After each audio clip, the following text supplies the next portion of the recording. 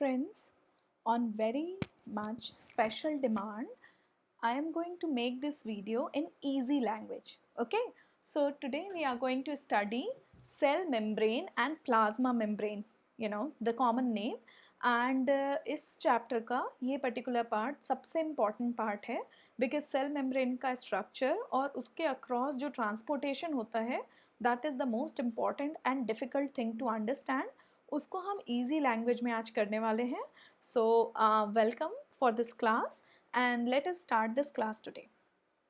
ये एक छोटा सा स्ट्रक्चर है सेल मेम्ब्रेन का या प्लाज्मा मेम्ब्रेन का which we are going to discuss in detail. पहले तो ये जान लो सेल मेम्ब्रेन है क्या. ठीक है, सेल मेम्ब्रेन उसको हम दूसरे नाम से भी जानते हैं प्लाज्मा मेम्ब्रेन. ये एक बेसिकली एक बायोलॉजिकल मेम्ब्रेन है जो सेल के आउटसाइड और इनसाइड एनवायरनमेंट को अलग रखती है. मतलब सेल जो आपका है ना, आपका सेल के अंदर जो कुछ भी क्वांटिटी है, जो कुछ भी एंटिटी है, न्यूक्लियस हो गया, माइटोकॉन्ड्रिया हो गया, डिफरेंट डिफरेंट सेल ऑर्गेनल्स हो गए, वो सेल के अंदर सेफ कैसे रहते हैं? वो सेफ रहते हैं इस प्लाज्मा मेम्ब्रेन की वजह से, क्योंकि आउटसाइड जो बाहर का एनवायरनमेंट है उससे कुछ भी आसानी से अंदर नहीं आ सकता इस बैरियर के होने की वजह से. ठीक है, तो सेल मेम्ब्रेन और प्लाज्मा मेम्ब्रेन एक बैरियर बनाता है आपके सेल के चारों तरफ. ठीक है, और इसको हम लोग एक पुराना नाम भी है सेल मेम्ब्रेन का, उसको बोला जाता था प्लाज्मा लेमा. तो ये नाम भी आप जानिए तो अच्छा रहेगा. Let's move to the structure of plasma membrane. ये जो स्ट्रक्चर है ना प्लाज्मा मेम्ब्रेन का, ये दिया गया था by scientist Singer and Nicolson. और इन लोगों ने बहुत स्टडी करने के बाद बहुत इनलार्ज्ड पिक्चर में ये बहुत अच्छे से डिटेल डिस्कस किया था ये डायग्राम. इस डायग्राम को, इस मॉडल को, सेल मेम्ब्रेन के इस स्ट्रक्चर के मॉडल को फ्लूइड मोज़ैक मॉडल भी बोलते हैं या फिर डबल सैंडविच मॉडल भी बोलते हैं. ठीक है, पहले तो समझें कि इसमें है क्या. इसमें हमें बहुत आसानी से, अगर मैं यहाँ पे एक लाइन ड्रॉ करती हूँ तो हम देख सकते हैं कि ये मिरर इमेज जैसा दिख रहा है. राइट, ये ऊपर का पार्ट और नीचे का पार्ट बिल्कुल बराबर है. ये है क्या? ये जो सर्कुलर पार्ट है ना, ये बेसिकली एक फॉस्फेट है. ठीक है, फॉस्फेट मॉलिक्यूल, जिसमें ये जो दो टेल जैसे, पूंछ जैसे पार्ट लगे हुए हैं ना, दीज आर टू लिपिड. सो एक फॉस्फेट में दो लिपिड मॉलिक्यूल जुड़े होते हैं और ये एक क्वांटिटी, एक एंटिटी, एक फॉस्फोलिपिड मॉलिक्यूल बन जाता है. ठीक है, ऐसे ही बहुत सारे फॉस्फोलिपिड मॉलिक्यूल एक के बाद एक लगे होते हैं लाइन से. और एग्जैक्टली ऐसा ही उल्टा इसमें देखिए, पहले लिपिड का टेल दिख रहा है और बाद में फॉस्फेट दिख रहा है. ठीक है, जस्ट उल्टा ये हमारे पास एक और लेयर नीचे होती है. तो ये दो लेयर की वजह से इसको by layer, lipid by layer भी बोलते हैं. ठीक है, और इसको सैंडविच मॉडल क्यों बोलते हैं? क्योंकि अगर इस फॉस्फेट वाले चेन को, सर्कुलर वाले चेन को अगर आप ब्रेड समझिए, तो दो ब्रेड की स्लाइसेस के बीच में ये लिपिड, जिसको आप जैम कंसिडर कर सकते हैं, जैम जैसा लिपिड भरा हुआ है. ठीक है, तो ये सैंडविच बन गया ना, दो ब्रेड के बीच में लिपिड का सैंडविच. सो दो फॉस्फेट ब्रेड के बीच में लिपिड का सैंडविच. ऑलराइट, सो ये बेसिक स्ट्रक्चर है. लेकिन अब इसमें मुझे ये बड़े बड़े से ये जो गोले जैसे दिखाई दे रहे हैं, ये क्या है? ये हैं हमारे प्रोटीन मॉलिक्यूल्स. अब आपको इजीली इसमें दिख रहा होगा कुछ प्रोटीन मॉलिक्यूल जो है ना कंप्लीटली क्रॉस कर रहे हैं प्लाज्मा मेम्ब्रेन को. मतलब एक तरफ प्लाज्मा मेम्ब्रेन के बाहर भी है, आउटसाइड भी प्रोटीन ही एक्सक्लूड हो रहा है और इनसाइड भी प्रोटीन ही है सबसे बाहर, है ना. तो उसने पूरा मेम्ब्रेन को क्रॉस किया हुआ है. इस तरह के जो प्रोटीन होते हैं ना, वो मेम्ब्रेन के स्पेशल चैनल्स क्रिएट कर सकते हैं. मतलब प्लाज्मा मेम्ब्रेन हमें पता है कि सेलेक्टिवली परमिएबल है, तो कुछ चीज़ों को अगर हमें स्पेशली किसी पर्टिकुलर सेल में अंदर बाहर ले जाने की इजाज़त चाहिए, तो हम ऐसे चैनल क्रिएट कर सकते हैं इन प्रोटीन के थ्रू. तो ये प्रोटीन्स जो है ना आपके लिए ट्रांसपोर्ट चैनल क्रिएट करते हैं. ऑलराइट, ट्रांसपोर्ट चैनल क्रिएट करते हैं. और छोटे छोटे प्रोटीन भी होते हैं जो पूरी तरह से क्रॉस नहीं करते हैं प्लाज्मा मेम्ब्रेन को. इनके भी बहुत सारे रोल होते हैं. ये प्लाज्मा मेम्ब्रेन को स्ट्रेंथ भी प्रोवाइड करते हैं. ये प्लाज्मा मेम्ब्रेन में बहुत तरीके की सेलेक्टिव आइडेंटिटी प्रोवाइड करते हैं. ठीक है, क्योंकि हर एक पर्टिकुलर सेल की प्लाज्मा मेम्ब्रेन डिफरेंट होती है. ओके, लेकिन बेसिक स्ट्रक्चर सबका सेम यही है, फॉस्फोलिपिड की बाइलेयर है. तो लिपिड बाइलेयर स्ट्रक्चर होता है हमारे पास. अच्छा, ऐसा आपने सोचा कभी क्यों ऐसा होता है? वो इसलिए होता है क्योंकि सेल के अंदर और सेल के बाहर दोनों तरफ वाटरी मॉलिक्यूल होते हैं, वाटरी सब्सटेंस होता है, मतलब पानी सेल के अंदर भी है, पानी सेल के बाहर भी है। तो लिपिड जो है वो तो फैट है, वो पानी के साथ आराम से रह नहीं सकता, इसीलिए वो फॉस्फेट को दोनों तरफ लगाता है ताकि लिपिड वहाँ पर टिक सके, ठीक है, वरना वो हाइड्रोफोबिक होने की वजह से डिस्पर्स हो जाएगा और प्लाज्मा मेम्ब्रेन स्टेबल नहीं रह पाएगी, इसलिए ये फॉस्फेट का रोल बहुत इंपॉर्टेंट है। सो ये बात हो गई आपके स्ट्रक्चर की। Now let's move ahead. अब देखते हैं हमारे प्लाज्मा मेम्ब्रेन के पास सबसे इंपॉर्टेंट चीज़ क्या है। उसके पास सबसे इंपॉर्टेंट चीज़ है ना, उसकी सेलेक्टिव परमिएबिलिटी।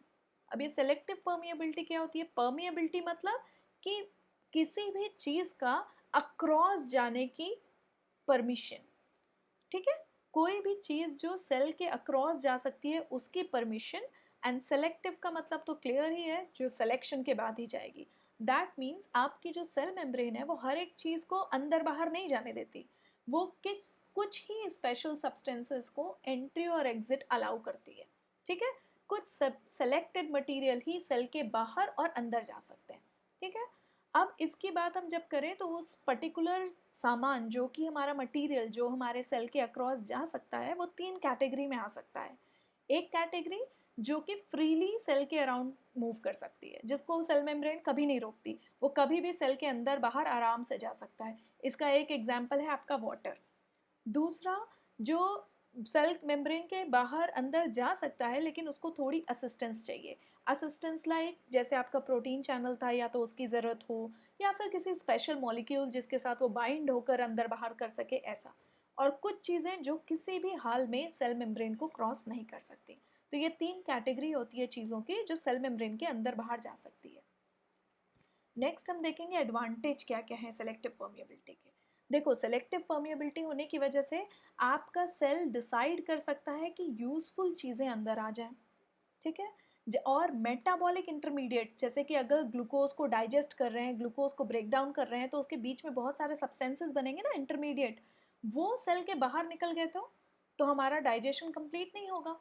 तो वो मेटाबॉलिक इंटरमीडिएट, चाहे वो डाइजेशन के हो, चाहे वो किसी भी और चीज़ के हो, रेस्पिरेशन के हो, वो मेटाबॉलिक इंटरमीडिएट को सेल के अंदर रख सकता है उसके पास, क्योंकि सेलेक्टिव परमिएबिलिटी है, वो डिसाइड करेगा क्या बाहर जाएगा क्या नहीं। जो काम की चीज़ें हैं उसको आने देगा, जो मेटाबॉलिक इंटरमीडिएट है उसको नहीं जाने देगा। अब अगर सेल ने हमारी कोई सिक्रीशन बनाया है या कोई वेस्ट सब्सटेंस है तो उसको वो जाने की परमिशन दे सकता है, राइट। तो ओवरऑल आपका सेल जो है ना होम्योस्टैसिस मेंटेन कर सकता है। होम्योस्टैसिस मतलब आपका एक बैलेंस क्रिएट कर सकता है। ऐसा नहीं होगा कि कुछ भी अंदर आए कुछ भी बाहर जाए तो सेल की एंटिटी, सेल की जो एक नॉर्मल बैलेंस है वो बिगड़ जाएगा। तो सेल अपना बैलेंस क्रिएट कर सकता है। ये एडवांटेज उसको मिलती है सेलेक्टिव परमिएबिलिटी से। नेक्स्ट हम आते हैं, पहले हम देख लेते हैं कि क्या चीज़ें ऐसी हैं जो सेल के अंदर जा सकती हैं और क्या चीज़ें हैं जो बाहर जा सकती हैं। बाहर मतलब सेल के अंदर आना, सेल के बाहर जाना। तो पहले तो हमें सेल के अंदर चाहिए हमारे सारे रॉ मटेरियल, क्योंकि सेल के अंदर बहुत सारी मेटाबॉलिक प्रोसेसेस हो रही हैं कंटिन्यूसली, तो हमें रॉ मटेरियल अंदर लाना पड़ेगा उन मेटाबॉलिक प्रोसेसेस को कंप्लीट करने के लिए। तो चाहे फूड हो गया, वाटर हो गया, सॉल्ट, ऑक्सीजन, ये सारी चीज़ें ईजिली सेल अपने अंदर ले लेता है, ठीक है, इनको कोई मनाही नहीं है। दूसरा, रेगुलेटरी सब्सटेंसेस, जो सब्सटेंसेस हमारे सेल को प्रॉपर फंक्शन करने में हेल्प करते हैं ना, लाइक विटामिन्स, हॉर्मोन्स, तो इनको भी अंदर लिया जा सकता है। तो ये चीज़ें हैं जो सेल हमारा अंदर लेना चाहता है। क्या चीज़ें हैं जो सेल बाहर निकालना चाहता है? जैसे आपके प्रोडक्ट हो गए मेटाबॉलिज्म के, आपका नाइट्रोजनस वेस्ट जो क्रिएट हुआ, कार्बन डाइऑक्साइड क्रिएट हुआ, ये सारे प्रोडक्ट हैं ना मेटाबॉलिज्म के, ये सारे वेस्ट हैं। तो इसको सेल अंदर रखेगा तो उसकी प्रॉपर फंक्शनिंग नहीं हो सकती। तो ये सारे सब्सटेंसेस को सेल बाहर निकाल देता है। बहुत डिफरेंट टाइप की सिक्रीशन जो हमने प्रीवियस स्लाइड में भी बात की, वेस्ट सिक्रीशन जैसे प्रोटीन हो सकते हैं, enzyme, hormone, milk, tear, mucus, antibody, ऐसे बहुत सारे सिक्रीशन हो सकते हैं। इनको सब्सटेंसेस को सेल बाहर निकाल सकता है। तो ये हो गई बात उन सब्सटेंसेस की जो सेल के अंदर आनी चाहिए और जो बाहर जानी चाहिए। अब हम बात करते हैं ये ट्रांसपोर्ट जो अंदर बाहर हमें करना है ये होगा कैसे। ये पूरा ट्रांसपोर्ट जो है ना सेल में के अक्रॉस चीज़ों का, इसको हम 2 कैटेगरी में डिवाइड कर सकते हैं। एक पैसिव ट्रांसपोर्ट, दूसरा एक्टिव ट्रांसपोर्ट। पैसिव वर्ड का मतलब होता है जो अपने आप हो जाए, स्पॉन्टेनियस हो जाए, जिसमें हमें कोई एनर्जी यूटिलाइज ना करनी पड़े। ठीक है, सो ये हो गया आपका जो no, without expenditure of any energy. ये प्रोसेसेस जो हैं बिना एनर्जी के एक्सपेंडिचर के हो जाएंगी। लेकिन एक्टिव ट्रांसपोर्ट वो हो गया जिसमें हमें एनर्जी की रिक्वायरमेंट है। इस तरह के ट्रांसपोर्टेशन को करने के लिए हमें एनर्जी लगानी पड़ेगी। पैसिव ट्रांसपोर्ट में आपके दो सबसे इम्पॉर्टेंट ट्रांसपोर्ट है, वो है डिफ्यूजन और ऑस्मोसिस, राइट। ये दोनों बहुत इम्पॉर्टेंट भी हैं और आपके सिलेबस के अकॉर्डिंग दिस इनसे बहुत ज़्यादा क्वेश्चंस आते हैं, तो इनको हम बहुत ही डिटेल में धीरे धीरे समझेंगे। और एक्टिव ट्रांसपोर्ट भी आपके सिलेबस में मेंशन है और उसमें दो बहुत इंपॉर्टेंट एक्टिव ट्रांसपोर्ट है, एंडोसाइटोसिस, एक्सोसाइटोसिस। इसको भी हम आगे पढ़ेंगे। ओके, सो सबसे पहले बात करते हैं पैसिव ट्रांसपोर्ट के फर्स्ट ट्रांसपोर्ट की, जो कि है डिफ्यूजन। अब डिफ्यूजन होता क्या है? डिफ्यूजन है स्पॉन्टेनियस मूवमेंट। स्पॉन्टेनियस का मतलब जो अपने आप हो जाए, जिसके लिए कुछ करना ना पड़े। क्योंकि हम बात कर रहे हैं पैसिव ट्रांसपोर्ट की, तो यहाँ पे हम एनर्जी दे नहीं रहे, हमें एनर्जी लगानी नहीं है, तो बट वेरी ऑब्वियस ये पर्टिकुलर मूवमेंट अपने आप होगी।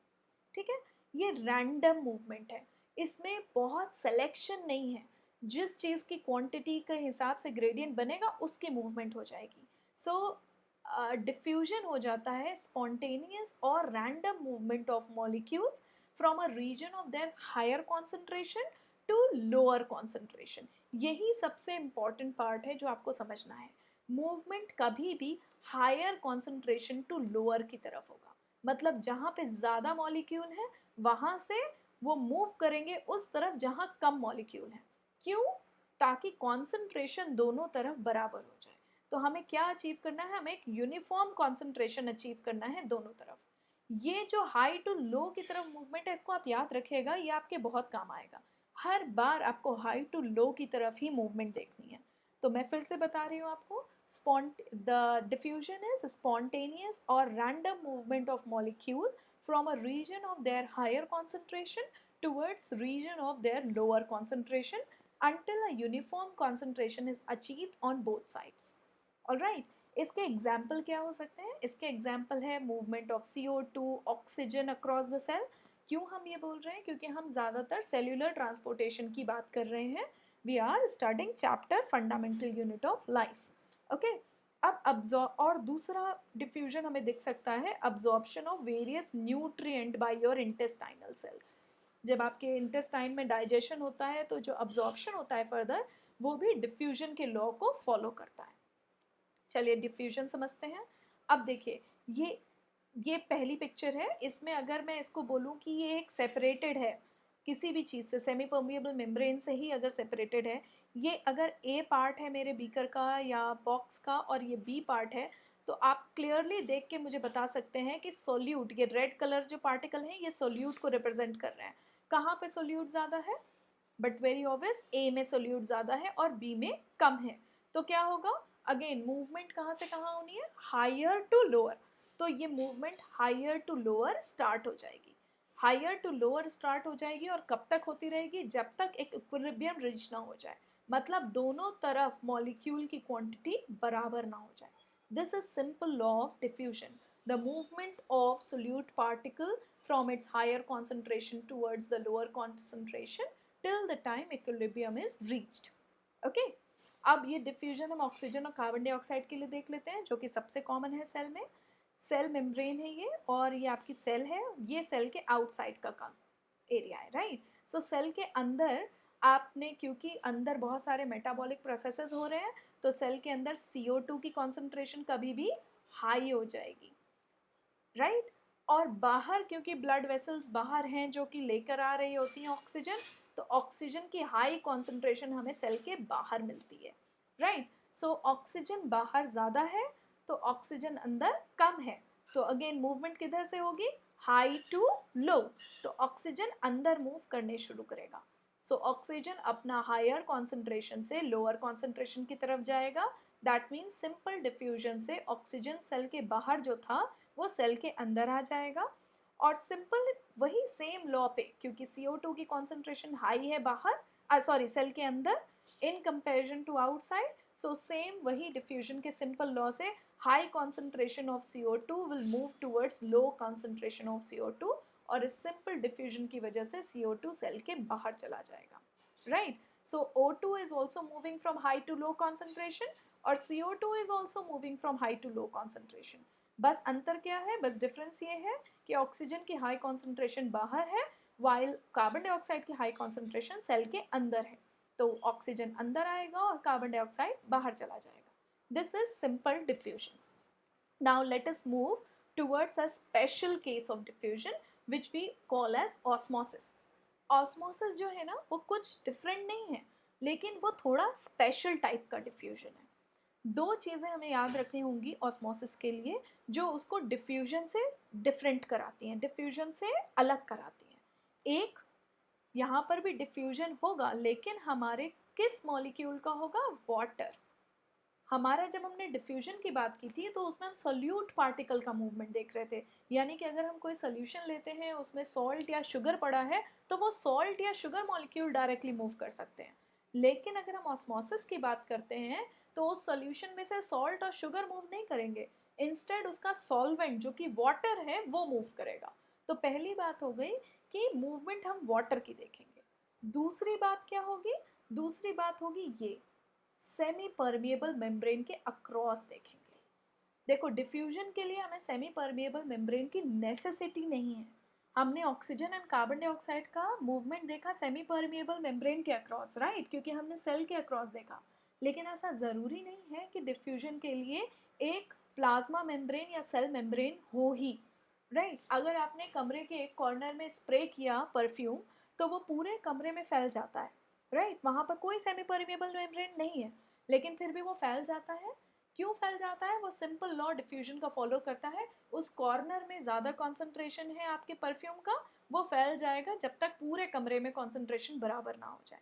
लेकिन ऑस्मोसिस के लिए हर हाल में आपको एक सेमी परमिएबल मेम्ब्रेन चाहिए, और सेमी परमिएबल मेम्ब्रेन क्या होती है, आपकी प्लाज्मा मेम्ब्रेन या सेल मेम्ब्रेन, ठीक है। तो यही दो चीज़ आपके ऑस्मोसिस को सिंपल डिफ्यूजन से डिफरेंट बनाती है।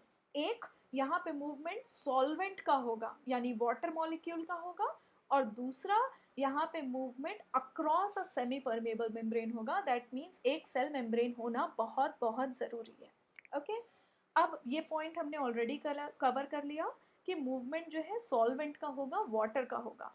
लेकिन इम्पॉर्टेंट जो रह गया इसमें वो ये, क्योंकि मैंने आपको डिफ्यूजन के टाइम पे भी बोला था कि आप ध्यान रखिएगा कि हायर टू लोअर मूवमेंट, हम अभी भी उसी लॉ को फॉलो करेंगे, higher concentration to low concentration. That means movement water की होगी हाई टू लो ही, लेकिन इस बार उसको देखने का पर्सपेक्टिव डिफरेंट है। दैट मीन्स इस बार हम बात कर रहे हैं वाटर के हायर कॉन्सेंट्रेशन की, राइट, सोल्यूट के हायर कॉन्सेंट्रेशन की नहीं। वाटर अपने हायर कॉन्सेंट्रेशन से, water from a region of its higher concentration to lower concentration, that means water अपने higher concentration से अपने lower concentration की तरफ जाएगा। that means जहाँ पे water ज़्यादा है वो वहाँ से जहाँ पे water कम है उसकी तरफ move करेगा, ठीक है। इसको हम डिटेल में समझेंगे एक डायग्राम के साथ। पहले आप ये देख लीजिए कि एग्जाम्पल्स क्या क्या हो सकते हैं ऑस्मोसिस के। ऑस्मोसिस का एक एग्जाम्पल है absorption of water from soil by root of the plant, जो रूट्स आपके सॉइल से पानी लेते हैं, that is example of osmosis. और दूसरा एग्जाम्पल बहुत अच्छा ऑस्मोसिस का है reabsorption of water in kidney, kidney tubule, जो कि आप 10th क्लास में डिटेल में पढ़ने वाले हैं, ओके। अभी हम ऑस्मोसिस समझते हैं और उसका डिफरेंस देखते हैं डिफ्यूजन से। देखो ये नीचे वाली जो लोअर सेकेंड हाफ में जो आपको ये डायग्राम दिख रहा है ये डिफ्यूजन का है। देखो यहाँ पर भी सेमी परमिएबल मेम्ब्रेन है बीच में, राइट। लेकिन ये सेमी परमिएबल मेम्ब्रेन हो या ना हो ऐसा नेसेसरली ज़रूरी नहीं है for the process of diffusion. चलो हम बात कर रहे हैं सेल की, तो हम सेमी परमिएबल मेम्ब्रेन के अक्रॉस देखते हैं। ये ब्लू कलर पार्टिकल हमारे सोल्यूट के पार्टिकल हैं। दैट मीन्स कुछ भी हो सकता है, किसी तरीके का सॉल्ट हो सकता है, किसी तरीके का शुगर हो सकता है। आपको क्लियरली दिख रहा है ये अगर ए साइड है और ये अगर आपका बी साइड है तो वी कैन क्लियरली सी कि ए साइड में हमारे सोल्यूट पार्टिकल बहुत सारे हैं in comparison to B side. तो क्या होगा, simple diffusion, higher concentration to lower concentration movement होगी, और कब तक होगी, जब तक इक्विलिब्रियम ना रीच हो जाए। तो यहाँ पे क्या हुआ, सोल्यूट पार्टिकल का हाई कॉन्सेंट्रेशन हमने देखा यहाँ पे, और सोल्यूट पार्टिकल क्विकली मूव कर गया दूसरी तरफ जब तक कि दोनों का कॉन्सेंट्रेशन, दोनों तरफ कॉन्सेंट्रेशन बराबर नहीं हो गया। ये हो गया आपका सिंपल डिफ्यूजन। अब हम बात करते हैं ऑस्मोसिस की। ऑस्मोसिस में सबसे पहले हमको सेमी परमिएबल मेम्ब्रेन की ज़रूरत है। अब सेमी परमिएबल मेम्ब्रेन की स्पेसिफिक पॉइंट क्या है कि ये ना वाटर के लिए पूरी तरह परमिएबल होती है, लेकिन सोल्यूट पार्टिकल के लिए ज़रूरी नहीं है कि ये परमिएबल हो। very small very small different type of solute particle can cross across semi permeable membrane, not all. okay, so हम ये मान के चलते हैं कि अब हम ऐसे सोल्यूट पार्टिकल की बात कर रहे हैं जो इम्परमिएबल है हमारे सेमी परमिएबल मेम्ब्रेन, जिसके लिए दैट मीन्स सोल्यूट पार्टिकल इसको क्रॉस नहीं कर सकता। ठीक है, तो अब एक तरफ हमने बीकर के प्योर वाटर ले लिया और दूसरी तरफ हमने ले लिया एक सॉल्यूशन। अब देखो दोनों तरफ वॉल्यूम बराबर है। अगर मैं कहती हूँ कि 100 ml सॉल्यूशन है और पहला सॉल्यूशन जो 100 ml है वो वाटर है, तो उसमें 100 ml में 100 पार्टिकल होंगे आपके वाटर के। This is an arbitrary number, just आपको समझाने के लिए। ठीक है, अगर 100 ml में 100 मॉलिक्यूल फिट हो सकते हैं तो प्योर वाटर में वो 100 के 100 मॉलिक्यूल आपके वाटर के ही होंगे। लेकिन दूसरा जो सॉल्यूशन है इसमें अब कुछ पार्टिकल सॉल्यूट भी है। तो मान लें अगर कि 10 पार्टिकल हमारे सोल्यूट हैं तो अब वाटर मॉलिक्यूल कितने पार्टिकल रह जाते हैं, 90, राइट? क्योंकि वॉल्यूम अभी भी सेम है, we can see volume same है, दोनों तरफ 100 ml है, जस्ट फॉर एन एग्जाम्पल। ठीक है, तो दोनों तरफ अगर 100 ml है तो अगर प्योर वाटर है तो उसमें ज़्यादा वाटर की क्वांटिटी होगी, और अगर एक सोल्यूशन है तो उसमें हमें लोअर वाटर कॉन्सेंट्रेशन मिलेगा और सोल्यूट का कॉन्सेंट्रेशन हाई हो जाएगा, राइट? सो अब यहाँ पर अब आप देखो, यहाँ पे आपके वाटर कितने थे, 100, और यहाँ पे वाटर कितना है, 90। यहाँ पे मैं W लिख देती हूँ वाटर के लिए। तो अब बताओ वाटर कहाँ से कहाँ मूव करेगा, वाटर मूव करेगा अपने हायर कॉन्सेंट्रेशन से लोअर कॉन्सेंट्रेशन की तरफ। दैट मीन्स वाटर की मूवमेंट इस एरो के अकॉर्डिंग यहाँ से यहाँ होगी, फर्स्ट पार्ट से सेकेंड पार्ट की तरफ होगी। लेकिन सोल्यूट पार्टिकल कहीं नहीं जा सकते क्योंकि वो आपकी सेमी परमिएबल मेम्ब्रेन उस सोल्यूट के लिए इम्परमिएबल है। तो क्या होगा, आपका वाटर मूव करता रहेगा कब तक, जब तक वाटर की क्वांटिटी ऑलमोस्ट सेम ना हो जाए। दैट मीन्स यहाँ पर तो हमेशा 100 रहेगी, यहाँ पर तो कभी चेंज हो नहीं सकती, ये प्योर ही वाटर है। तो यहाँ पर जो डिफरेंस आ रहा था उसको बराबर करने की कोशिश करेगी। तो क्या होगा कि वाटर मूव कर गया यहाँ पे, तो अब लेवल वाटर का जो हमारे फर्स्ट वाले पार्ट में है डिक्रीज हो गया और सेकेंड पार्ट में इंक्रीज हो गया। अब वॉल्यूम का डिफरेंस है, तो अगर हम वॉल्यूम के डिफरेंस को कंसिडरेशन में लें तो अब इसमें जितना वाटर मॉलिक्यूल है उतना ही वाटर मॉलिक्यूल सेकेंड पार्ट में है। ठीक है, क्योंकि हम सोल्यूट पार्टिकल को निगलेक्ट करने की कोशिश करेंगे, राइट? तो अगर मैं कहती हूँ यहाँ से आपका 20 मॉलिक्यूल वाटर यहाँ पर चला गया, तो अब यहाँ पे 90 + 20, राइट, 110 मॉलिक्यूल ऑफ वाटर हो जाते हैं और 10 मॉलिक्यूल ऑफ सोल्यूट रहते हैं, in total 120 ml water, right, 120 ml of water. और आपका यहाँ पर अब आपका 90 रह गया इन 90 ml ऑफ वाटर। तो अब क्या हो गया, आपके वाटर की क्वांटिटी कम हुई लेकिन वाटर का वॉल्यूम भी कम हुआ, तो दोनों मिला के आपका हाइड्रोस्टैटिक प्रेशर जो बन रहा था वो कंट्रोल हो गया। तो आपका जो प्रेशर क्रिएट हुआ है ना, इसी प्रेशर को हम ऑस्मोटिक प्रेशर बोलते हैं या हाइड्रोस्टैटिक प्रेशर या हाइड्रोलिक प्रेशर बोलते हैं। ऑस्मोटिक प्रेशर क्रिएट होता है जिस तरफ ज़्यादा वाटर है उस तरफ वो ऑस्मोटिक प्रेशर हाई होता है, जिस तरफ कम वाटर है उस तरफ ऑस्मोटिक प्रेशर लो होता है। तो ऑस्मोटिक प्रेशर अपने आप को बराबर करता है इस कंडीशन में। समझ में आ गया? हमने क्या किया, बेसिकली जहाँ पे वाटर की क्वांटिटी ज़्यादा थी वहाँ से जहाँ पे वाटर की क्वांटिटी कम है उस तरफ मूवमेंट की। This is the most important thing. अब हम इसको सेल के रिस्पेक्ट में देखेंगे। ठीक है, before that let us see the difference between diffusion and osmosis. ये डिफरेंस कई बार पूछा जाता है, so let us quickly see. दो तो हमने ऑलरेडी बात कर ली थी, सेमी परमिएबल मेम्ब्रेन हमें डिफ्यूजन में रिक्वायर्ड नहीं है जबकि ऑस्मोसिस में वो अटमोस्ट रिक्वायर्ड है। दूसरा, डिफ्यूजन में आपके सोल्यूट पार्टिकल डायरेक्टली मूव कर जाते हैं जबकि ऑस्मोसिस में सॉल्वेंट पार्टिकल मूव करता है और सॉल्वेंट में भी स्पेसिफिकली वाटर पार्टिकल मूव करेगा। Diffusion can take place in any medium, जैसे मैंने आपको एग्जांपल दिया था परफ्यूम का, दैट मीन्स परफ्यूम अगर मैंने स्प्रे किया था तो वो गैशियस मीडियम में हो गया, लेकिन ऑस्मोसिस के लिए हमें लिक्विड ही चाहिए, तो डिफ्यूजन किसी भी मीडियम में हो सकता है, ऑस्मोसिस लिक्विड में ही होगा।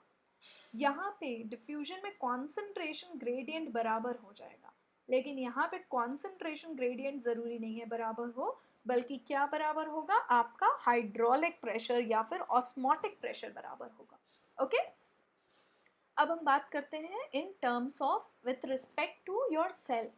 अगर आपकी सेल, क्योंकि आप सारा ट्रांसपोर्ट सेल के अक्रॉस पढ़ रहे हो, सो आपकी सेल किस तरह बिहेव करती है डिफरेंट टाइप के सॉल्यूशन के लिए। 3 तरीके के सॉल्यूशन होते हैं, आइसोटोनिक, हाइपोटोनिक, हाइपरटोनिक। ये तीनों टर्म जो है ना एक दूसरे के कंपैरेटिव हैं, कोई एक सॉल्यूशन आइसोटोनिक नहीं हो सकता या हाइपोटोनिक नहीं हो सकता, एटलीस्ट आप 2 सॉल्यूशन को जब कंपेयर करेंगे तभी आप इन टर्म्स को यूज़ कर सकते हैं। तो एक सॉल्यूशन दूसरे सॉल्यूशन के कंपैरिजन में हाइपो हो सकता है या आइसो हो सकता है या हाइपर हो सकता है। ओके, सो सबसे पहले बात करते हैं आइसोटोनिक की, जो सबसे सिंपल है। टॉनिक क्या होता है? Tonic is coming from tonicity, and tonicity is coming from the concentration of solute in a particular solution. Okay, so isotonic का मतलब सेम टॉनिसिटी, मतलब similar amount of solute both side in both the different solution. अगर आप cell की बात कर रहे हैं तो ये है आपकी कंडीशन। तो अगर आप ये रेड वाले पार्टिकल को सोल्यूट मान लें और ब्लू पार्टिकल को आप वाटर मान लें, तो आप देखिए कि इसमें सेल के अंदर जितना सोल्यूट है उतना ही सोल्यूट बाहर है, तो सेल के अंदर और बाहर सोल्यूट बराबर है, दैट मीन्स सेम टॉनिसिटी है। तो आपका मूवमेंट ऑफ वाटर किधर दिखाई देगा? मैंने पहले भी आपको बताया था, प्लाज्मा मेम्ब्रेन वाटर को फ्री परमिशन देती है मूव करने के, तो वाटर तो मूव करेगा आउटसाइड भी इनसाइड भी, लेकिन यहाँ पे स्पेशल बात क्या होगी, जितना वाटर सेल के अंदर आएगा उतना ही वाटर सेल के बाहर जाएगा। दैट मीन्स नेट मूवमेंट आप जब देखेंगे तो वो आपको नेट मूवमेंट आपको ज़ीरो मिलने वाला है। दैट मीन्स जितना वाटर अंदर गया उतना ही वाटर बाहर आया, वाटर की मूवमेंट चलती रहती है, सो नो नेट मूवमेंट। तो आपकी सेल जिस साइज की थी उसी साइज की रह जाएगी। दूसरा हम बात करेंगे, second type of solution is hypotonic solution. Hypo मतलब लेस, कम, ठीक है, बिलो, अंडर, लेस, ये सारे टर्म इसके साथ जुड़े हुए हैं, ठीक है। तो हाइपो, अब हम बात कर रहे हैं hypotonic solution with respect to cell, ठीक है।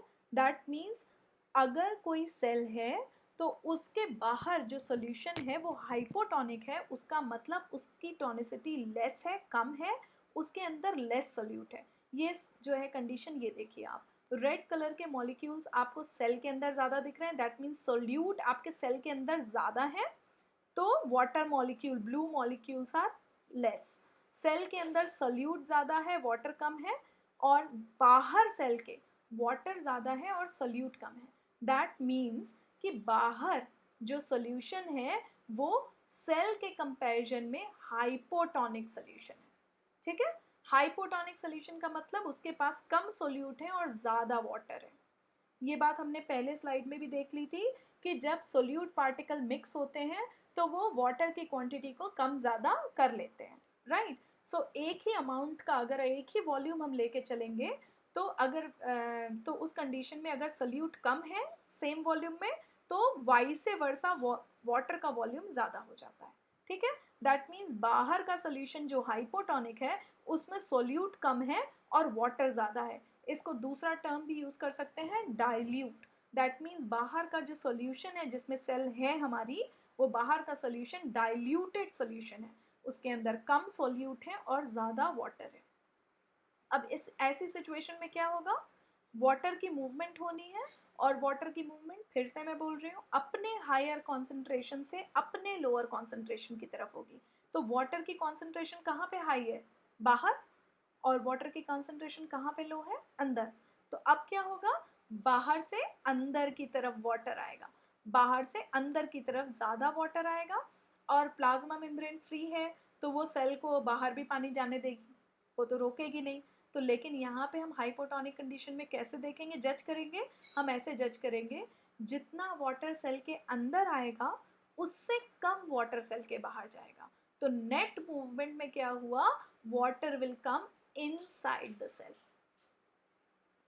ठीक है, नेट मूवमेंट की हम जब बात करेंगे तो more water is coming inside the cell in comparison to whatsoever is moving outside. तो ज्यादा वाटर अंदर जाएगा, कम वाटर बाहर निकलेगा।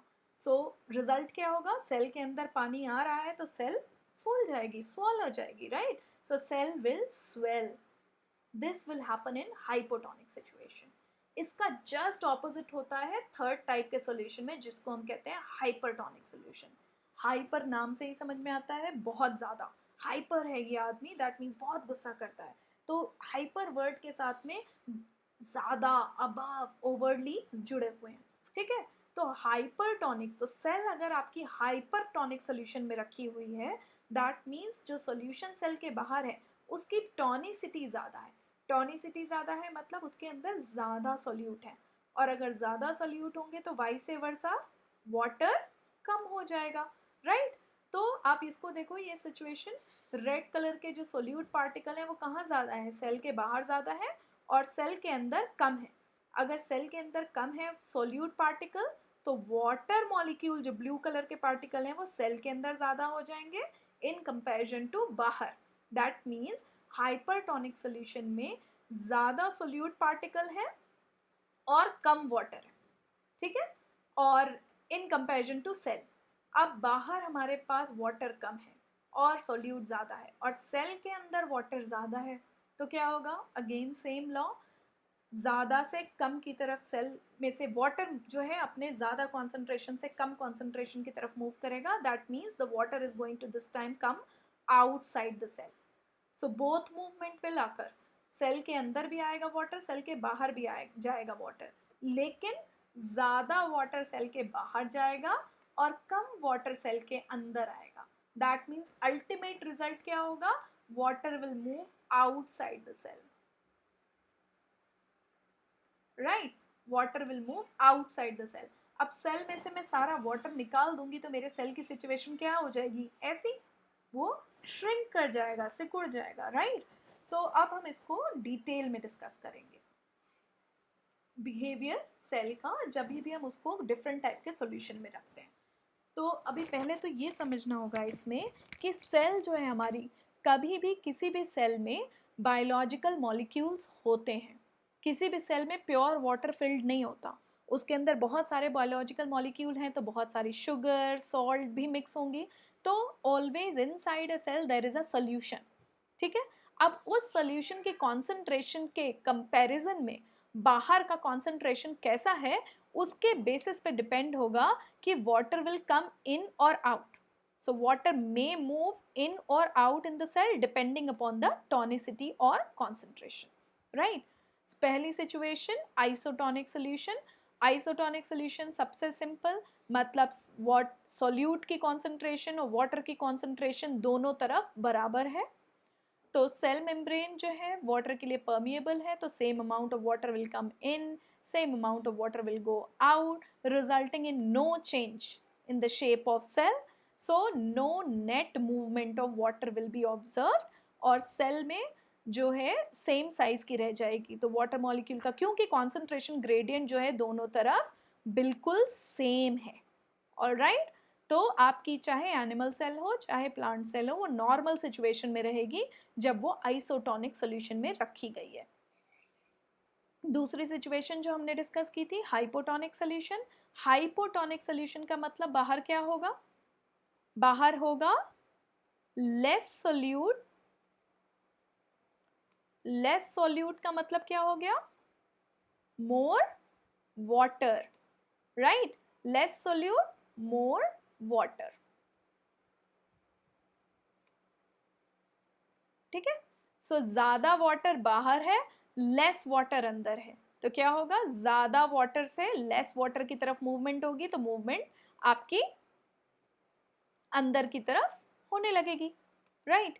दोनों तरफ मूवमेंट होगी, मैंने आपको पहले भी बताया था, दोनों तरफ मूवमेंट होगी, बाहर भी जाएगा पानी, अंदर भी आएगा पानी, लेकिन ज़्यादा पानी अंदर आएगा इन कंपैरिजन टू जो बाहर जा रहा है. तो water will move inside the cell as water potential is higher outside than the inside. Water potential is again completely dependent on the water quantity. ज़्यादा पानी बाहर है तो ज़्यादा पोटेंशियल है वाटर का, ऑस्मोटिक प्रेशर वाटर का बाहर ज़्यादा है तो water will start coming inside the cell, move inside the cell. ठीक है. अगर वाटर आपका सेल के अंदर आ रहा है तो सेल कंटेंट में सेल के अंदर पानी आए जा रहा है तो cell will become a turgid और स्वॉलन सेल. अब यहाँ पर एक स्पेशल बात जो हमने पहले डिस्कस नहीं की है वो हमें करनी है एनिमल सेल के बारे में. ओके.